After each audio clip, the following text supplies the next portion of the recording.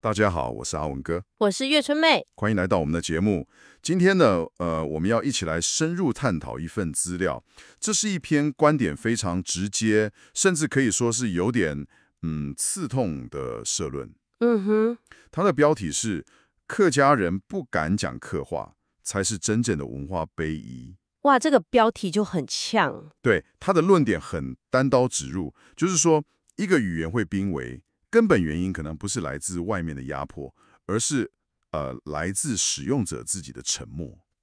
所以，我们今天的任务就是要跟你一起来拆解作者的论点，看看语言自信跟文化认同之间到底存在什么样有脆弱又强韧的关系。你好，这篇社论我必须说，它真的提供了一个非常尖锐的视角。是，它等于是迫使我们去思考一个很根本的问题，就是当我们在谈文化传承的时候，那个责任到底在谁身上？对，这个问题很大。是政府的政策吗？还是社会的氛围？或者是每个文化的载体，也就是人他自己的选择？这篇文章给的答案就是，毫不含糊地把责任直接放回到了每一个人的肩上。好，那我们就直接切入。作者在文章一开头用了一个我觉得非常巧妙的比喻，我觉得我们得先来好好分析一下这个。他提到一篇我们可能都读过的课文《哲学家皇帝》。那个宋报生的故事。对，就是那个每天很勤奋在送报的少年，但他很妙的是，他从来不曾打开报纸去看看里面的内容。他是一个每天经手大量资讯，却完全不吸收资讯的角色。没错，他跟知识的关系就只停在传递，而不是内化。对，这个比喻真的很有意思。然后作者就把这个概念直接连接到我们的主题上。他说，今天在台湾社会中，有很多客家人，就像这个宋报生，他们身处在客家文化的环境里，就像宋报生天天接触报纸，但却从来没有真正去使用这个文化最核心的载体，也就是客家话。作者把这个叫做一种敬而不见的荒谬现象，你明明就在里面，却好像视而不见，听而不闻。这里有个值得玩味的地方，作者便不是在说客家人没有身份认同，对，他不是这个意思。恰恰相反，他们知道自己是客家人，甚至可能也以此为荣。但作者点出的是一种认同跟实践之间的脱节。认同跟实践的脱节。对，语言不只是一个标签嘛，它是一种日常行为，一种肌肉记忆。那当这个行为消失了，那个身份认同还剩下什么？作者认为这个身份会变得越来越空洞，这是他抛出来的第一个大哉问。哇，这就带出了最关键的问题。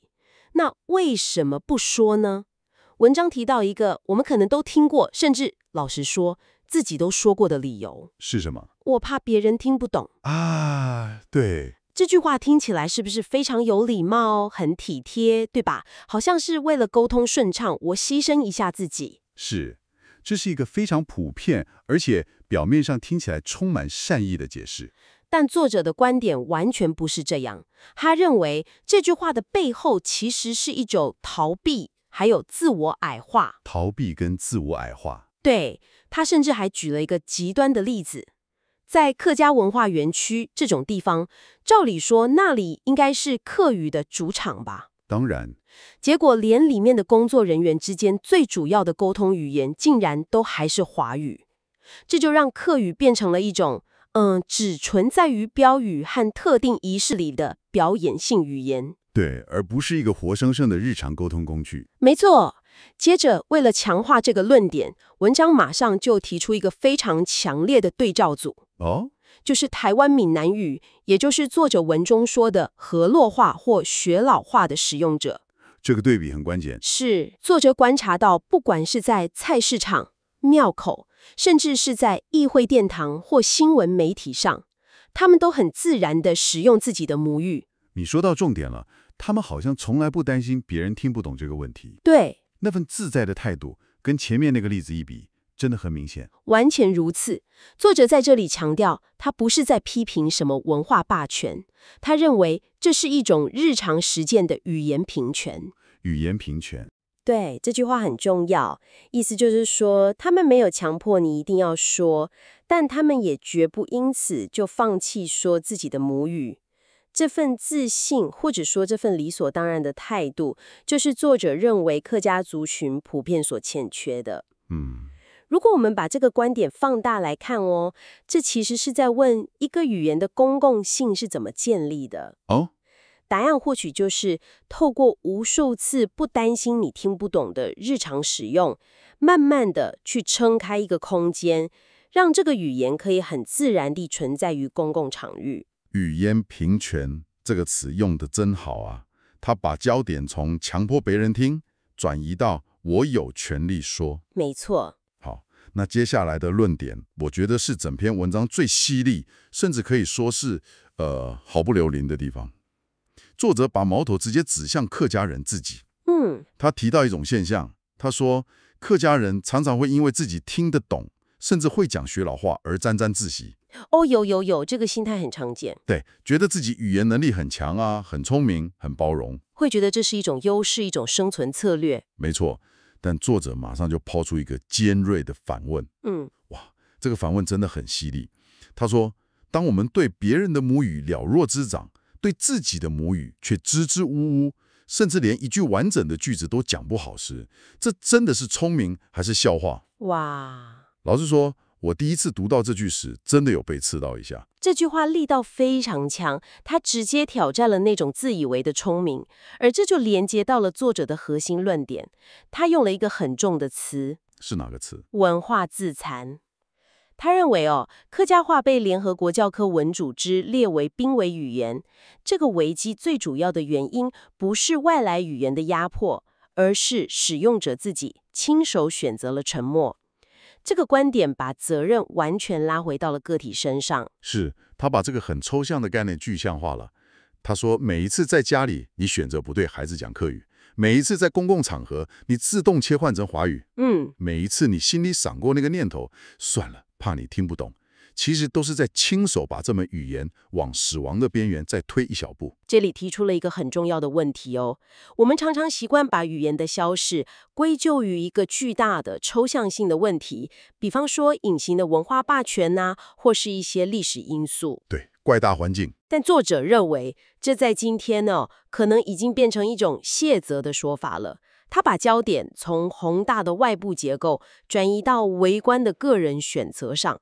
他觉得真正让客话走向消失的是我们自己的选择，是那一次又一次明明可以讲却选择不讲的那个瞬间。这个文化自残的比喻听起来很刺耳，但他确实把责任拉回到了个人身上。所以如果问题出在我们自己一次次的沉默，那作者认为解方是不是也很直接？是的，非常直接。作者强调，语言的传承靠的是讲出来，而非知道有。讲出来，而不是知道有。对，这句话点出了一个常见的迷思。什么样的迷思？我想大概是那种反正环境里有，孩子就会自己学会的想法吧。正是如此。我们常常以为，只要孩子生活在一个有客家元素的环境里，他就会自然而然地吸收这个语言。可能家里长辈会讲，电视会播，学校有几堂课，就觉得够了。但作者认为，语言不是放在那里供人观赏的文化标本，它是活生生的日常实践。对，一旦它停止被使用，停止被拿来沟通、吵架、开玩笑，那它就死了。就变成只能在历史档案或展览馆里找到的文字遗产。从这个角度来看，另外一句我们可能也常听到的话，就显得特别苍白了。作者提到，我的客话虽然不流利，但心中永远是客家人，等等，这一点我觉得很多人可能会反驳。说心中永远是客家人，怎么会是自我欺骗呢？这听起来更像是一种情感上的归属，即便语言能力跟不上，那份认同还是真实的吧？这是一个很好的问题，也触及了作者论点中最绝对也最不妥协的部分。在作者眼中，这句话之所以是一种自我安慰，甚至是自我欺骗，是因为他认为语言就是文化的根。语言是根。对，如果没有了语言这个根，所谓的客家认同就只剩下一个空壳。你可能还保留了一些饮食习惯、宗族观念，但最核心的思维方式跟世界观是镶嵌在语言里的。当语言流失，那个认同的内涵也就被掏空了。哇，我明白了。所以这一切到底意味着什么？到了文章的最后，作者发出了非常沉重也非常恳切的呼吁。他认为，身为客家人，我们有责任也有义务在每一个适当的场合说出我们的语言。他强调，关键不在于你讲的有多流利、多标准，关键在于愿不愿意开口。是的，就是这个意愿，哪怕只是一句问候，哪怕夹杂着华语，哪怕腔调不对，都要说。